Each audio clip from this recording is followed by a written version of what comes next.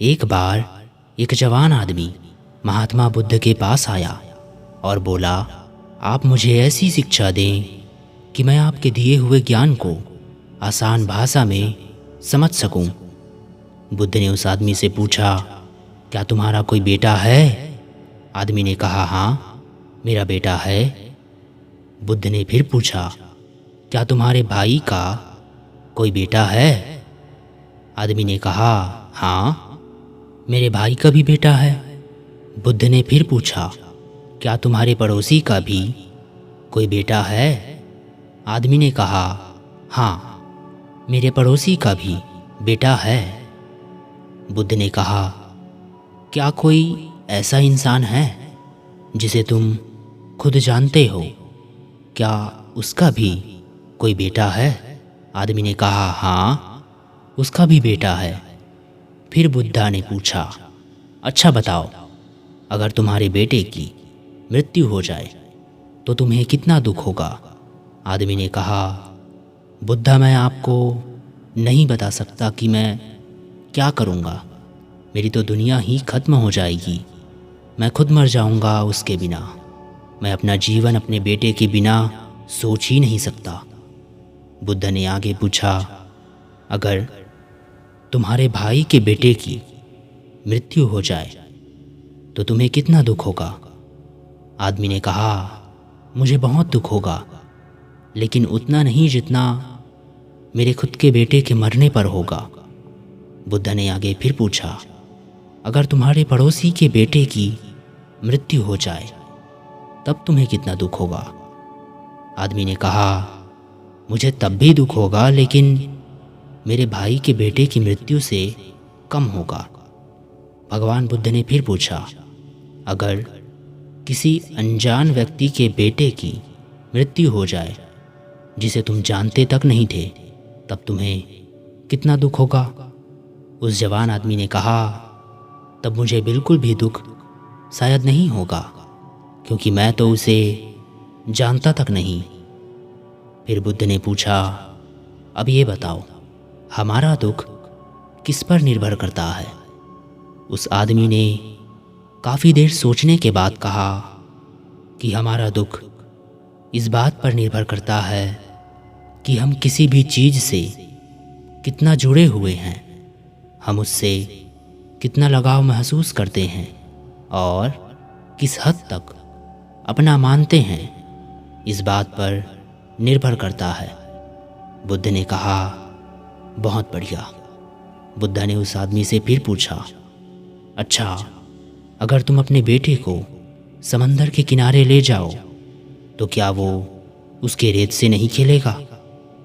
आदमी ने कहा, हाँ, वो तो बिल्कुल खेलेगा।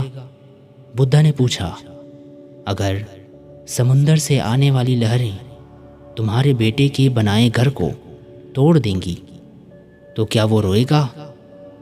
आदमी ने कहा, हाँ, वो तब रोएगा। बुद्ध ने पूछा, क्या तुम भी उसके साथ रोओगे? आदमी ने कहा, नहीं, मैं नहीं रोऊंगा। बुद्ध ने पूछा, क्यों? आदमी कहता है, क्योंकि वो बच्चा है, उसे लगता है कि ये रेत का घर बहुत खूबसूरत है और ये हमेशा बना रहेगा। उसका उस घर से जुड़ाव हो जाता है, लगाव हो जाता है। उसकी भावनाएं उस रेत के घर से जुड़ जाती हैं, जबकि मैं ये जानता हूँ कि वो एक रेत का घर है और हमेशा बना हुआ नहीं रहेगा। कुछ समय बाद उसे लहरों से टूटना ही होगा। जब वो लहरों से टूटेगा तो मुझे दुख नहीं होगा। बुद्ध मुस्कुराए और बोले कि अब तुम समझ गए कि इस ब्रह्मांड की सच्चाई को जानने की कोशिश नहीं करोगे तो तुम भी ऐसे ही चलते चले जाओगे और तब तुम्हें भी इस रेत के घर के टूटने का दुख होता। तुम में और इस रोने वाले बच्चे के बीच कोई फर्क नहीं रह जाता। इससे भगवान बुद्ध हमें बताना चाहते हैं कि दोस्तों, हमें लगाव कम से कम रखना चाहिए, यानी किसी को भी खुद से ज़्यादा मत जोड़ो, क्योंकि इस दुनिया में कोई भी चीज़ हमेशा के लिए नहीं होती। इस दुनिया की हर एक चीज़, हर एक इंसान नश्वर है।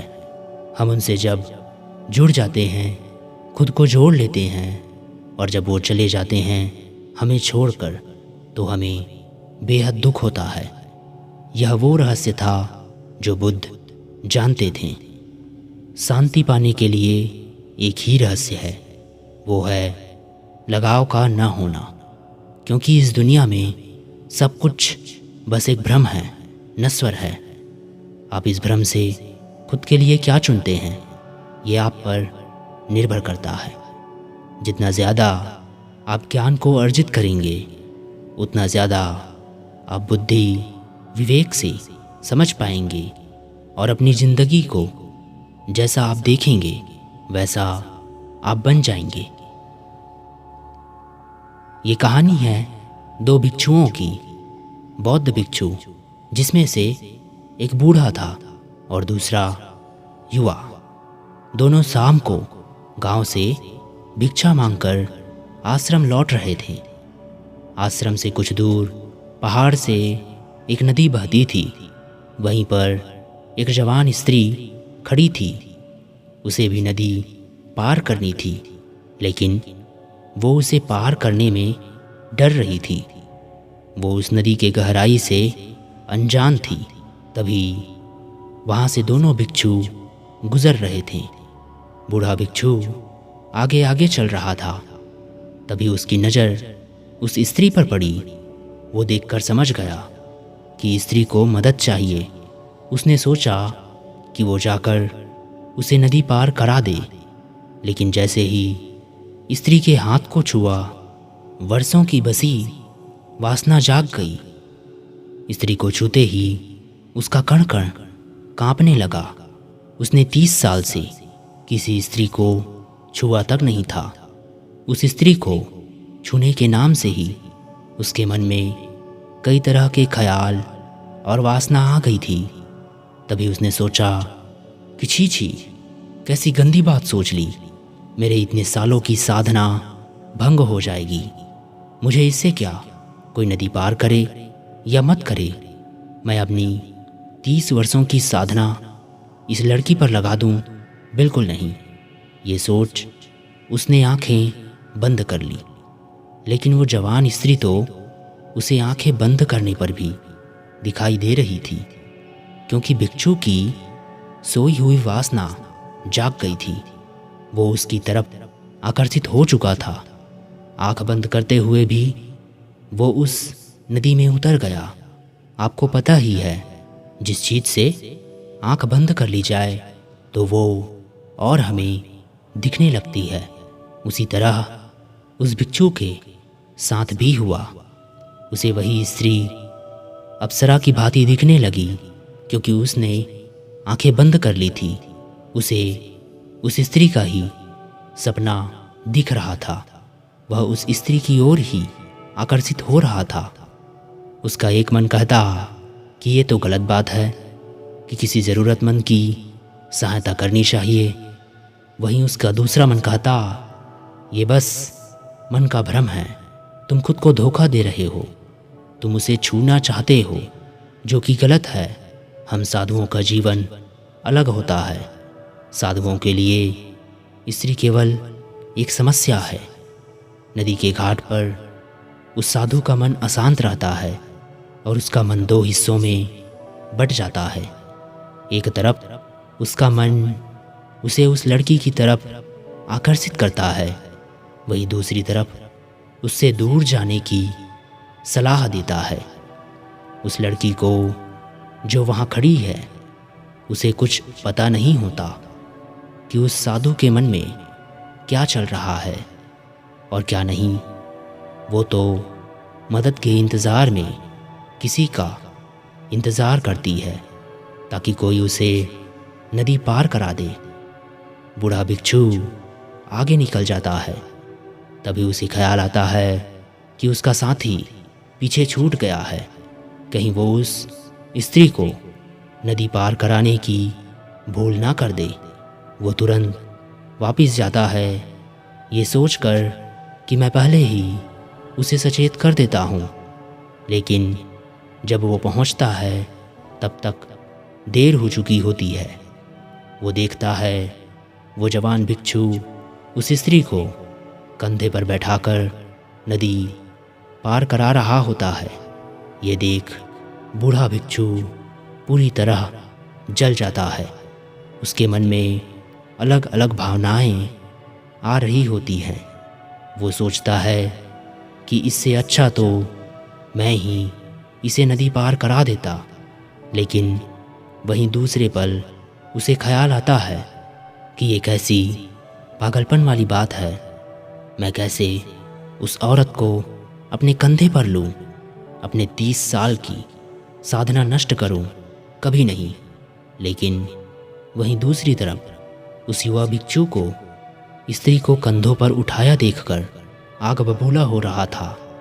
वो मन ही मन सोचता है, आज आश्रम जाते ही मैं गुरुजी से कहूँगा कि इसने एक स्त्री को कंधे पर उठाया है, ये अपवित्र हो गया है, ये युवा सन्यासी पूरी तरह भ्रष्ट हो चुका है, इसे आश्रम से बाहर निकालो।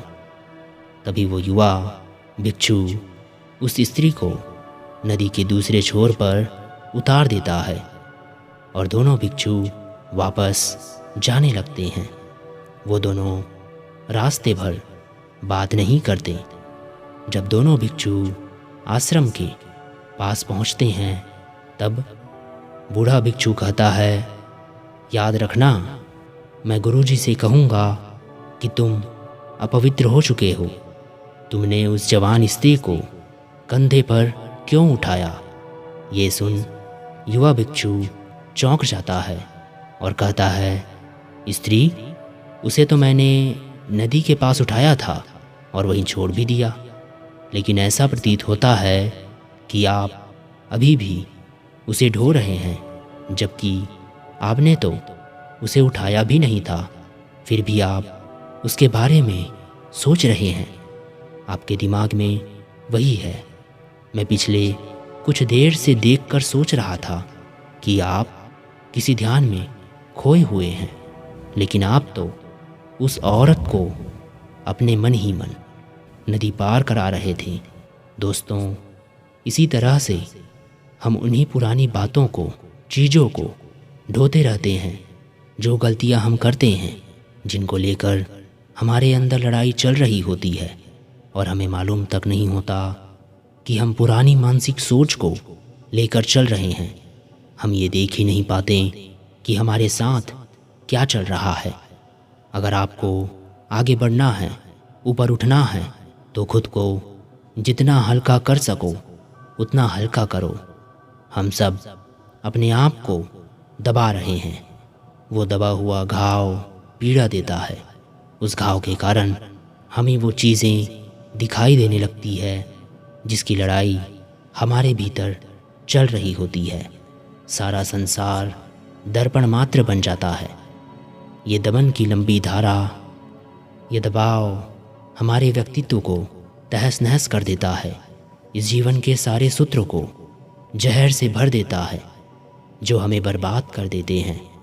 इसलिए हम आपसे कहना चाहते हैं कि आप खुद को हमेशा दबाव से बचाएं, हल्का बनाएं, क्योंकि दबाव से भरा हुआ इंसान खुद को कभी जान नहीं पाता।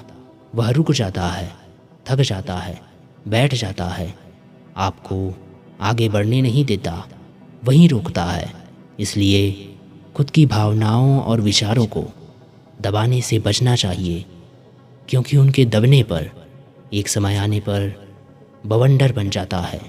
सवाल ज़्यादा देर खुद के मन में रहे तो बवाल बन जाता है, जो आपके अंदर अशांति, हीन भावना पैदा करती है।